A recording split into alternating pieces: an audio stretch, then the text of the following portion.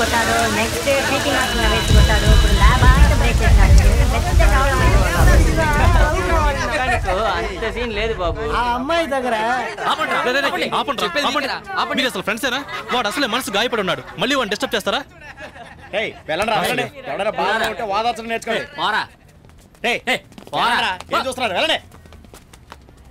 కూర్చోరా. ఏమైందిరా? ఊరుకోరా మావా, మేమంతా ఉన్నాం కదా. సూర్య, ఊరుకో. ఎవరో ఒక అమ్మాయి వచ్చి ఈ పార్సిల్ ఈ లెటర్ నీకేమని చెప్పింది. రే పవిత్రారా? మళ్ళీ మరో లెటరా? లెటర్లో పార్సిల్లో హల్వా పెట్టి పంపించింది నీ లవర్ ఒక్కతే. ఏం రాసిందో చదువు. ఏమని రాసి ఉంటుంది? నన్ను తలుచుకుని పిచ్చోళ్ళు అవ్వద్దని రాసి ఉంటుంది. ఆగరా, చదువు. సూర్య అని ప్రేమతో రాసే చివరి ఉత్తరం ఇదే.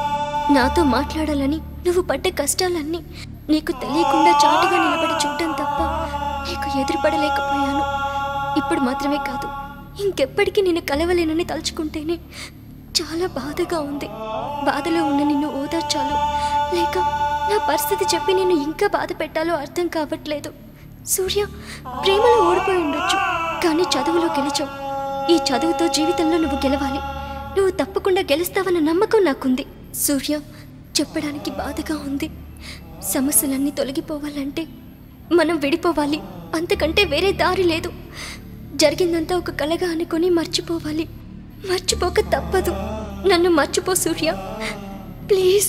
ఇట్లు ఎప్పటికీ నిన్ను కలవలేని దురదృష్టవంతురాలు పవిత్ర.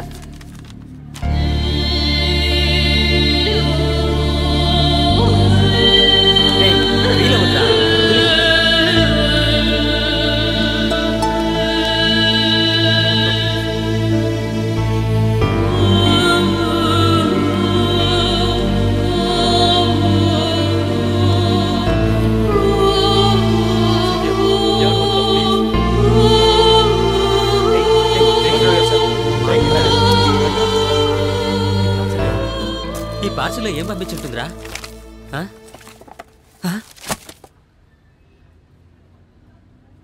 ఏం సెల్ ఫోన్ రా ఇది? ముక్కు ముఖం ఏం తెలియట్లేదు.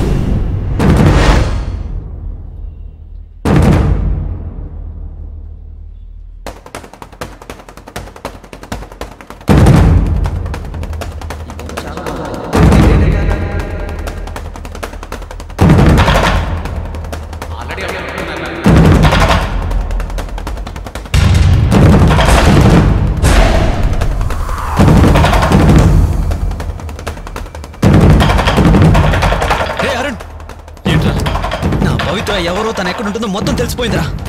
ఏంటి నువ్వు చెప్పేది? రండి వెళ్దాం.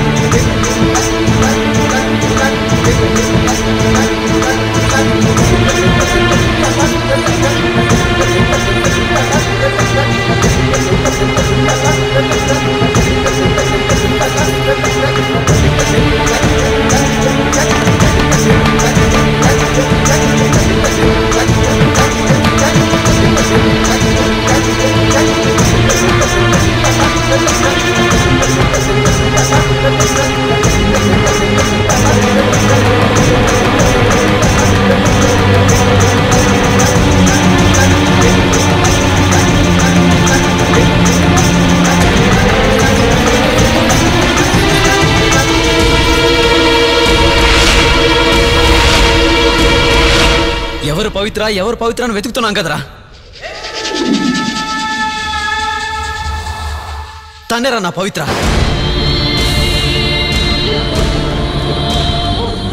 తనే నా పవిత్ర.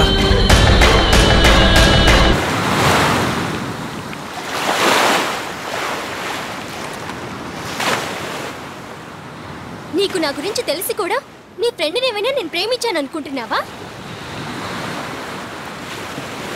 వాడేమో నా లవర్ ఈవిడే అని చెప్పి నీకు ఇంట్రడ్యూస్ చేస్తూ ఉంటే దానికి సమాధానం చెప్పకుండా నువ్వేమో మౌనంగా ఉన్నావు.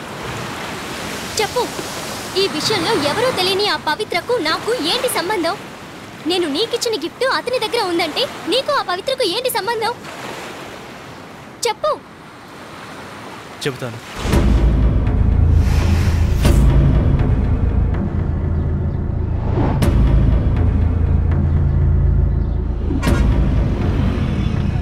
జాగ్రత్తగా వెళ్ళండి, మరి నేను వస్తాను. అలాగేనయ్యా. అరుణ్, నీతో కొంచెం మాట్లాడాలి బాబు. చెప్పండి నాన్న. సూర్య పుట్టినప్పుడు అన్నానికి కష్టపడ్డా. మా వంశంలో ఎవరికీ చదువుకోవటానికి అవకాశం లేదు.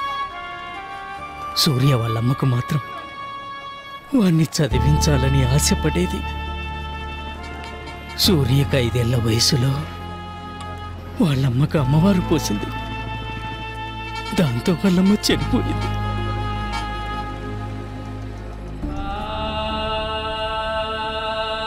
వాళ్ళమ్మ చనిపోకముందు చెప్పిన మాట, నా పిల్లవాడిని ఎలాగైనా చదివించమని చెప్పింది. అమ్మా అని ఏడ్చిన నా బిడ్డకి ఇంకో కంపను తీసుకురాకుండా అది చెప్పిన మాటకే కట్టుబడి ఉన్నానయ్యా. చనిపోయిన మా ఆవిడకిచ్చిన మాట నెరవేర్చటానికి చాలా శ్రమపడ్డాను,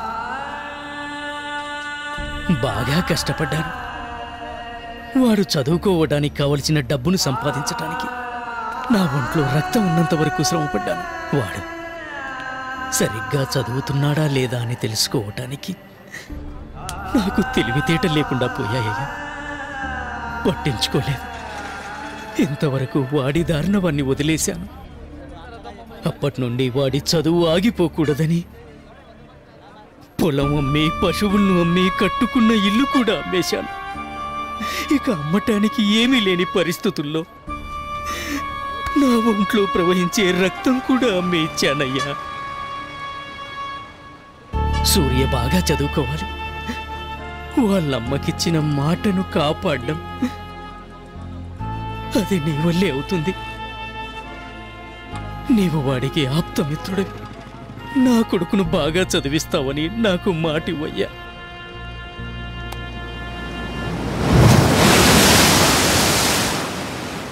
చదివించమని ఆయన బస్సుకి వెళ్ళిపోయాడు. చెప్పిన మాట వినే పరిస్థితుల్లో సూర్య లేడు. నాన్నకిచ్చిన మాటని అవాయిడ్ చేయడం కుదరలేదు. ఆలోచించాను. కన్న తల్లిదండ్రులు చెప్పిన మాట వినని వాళ్ళు ఒక అమ్మాయి చెప్తే వింటారు అనిపించింది. పవిత్ర అనే పేరుతో లెటర్ పంపి వాడిని చదివించాను.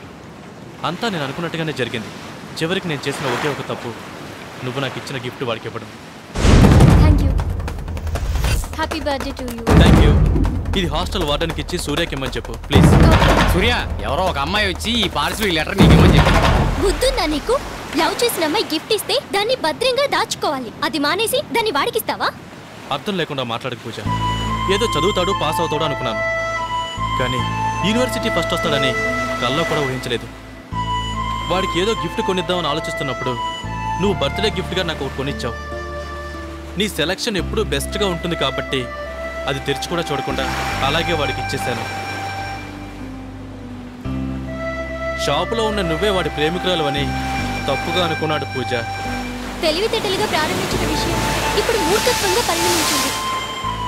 ఇప్పుడు దీన్ని ఎలా డీల్ చేయబోతున్నావు? చాలా సింపుల్ పూజ. వాడి దగ్గరికి డైరెక్ట్గా వెళ్ళి నిన్ను చదివించడానికే నేనే ఇదంతా చేశానని వాడికి వివరంగా చెబితే సరిపోతుందని నా ఉద్దేశం. దాంతో ప్రాబ్లం సాల్వ్ అయిపోతుంది.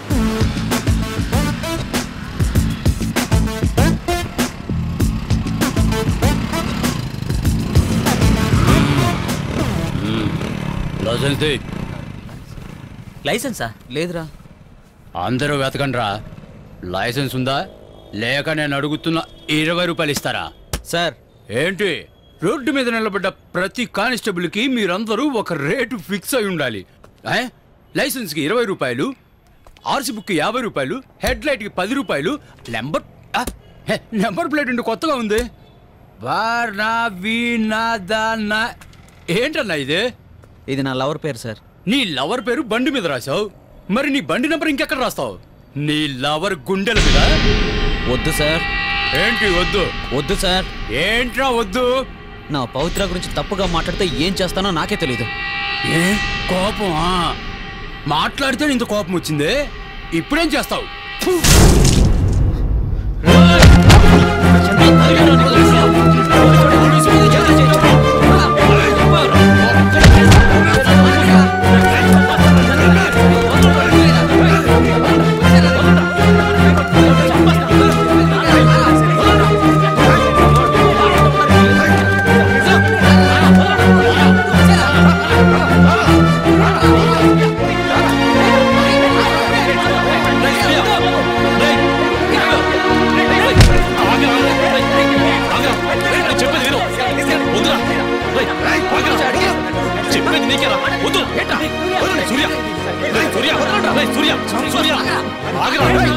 ఏంట్రా పోలీసుల మీద చేసుకుంటావా?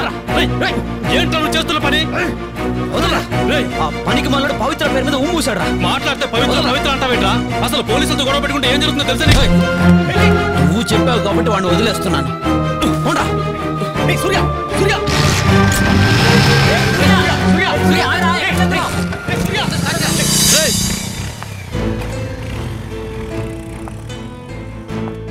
ఏదో చూసి మాట్లాడి క్లియర్ చేస్తాను అన్నావు. నువ్వు వేసిన ప్లాన్ అంత సాధారణమైంది కాదు. అది సక్సెస్ అవడం చాలా కష్టం. తెలుసు పూజ, ఈ గొడవ నా వల్లే వచ్చింది. నేనే ఒక సొల్యూషన్ కనిపెడతాను. అంతవరకు బాధపడద్దు. నీకు సమస్య వచ్చి దానికి నేను సహాయపడకపోతే అది ప్రేమే కాదు. నేను హెల్ప్ చేస్తాను. వీలైనంత తొందరలో నిర్ణయం తీసుకుందాం. థ్యాంక్స్ పూజ. పవిత్ర, వీళ్ళందరూ నీకు టెంపరీ అన్నయ్యలు. ఈ ఒక్కరోజే కనిపిస్తారు, కానీ నువ్వు రోజు అన్నయ్య అనిపించుకోవడానికి ఒక కొత్త పర్సన్ ఇంట్రడ్యూస్ చేస్తాను. అదిగో నించున్నాడు చూడు మీ కొత్త అన్నయ్య.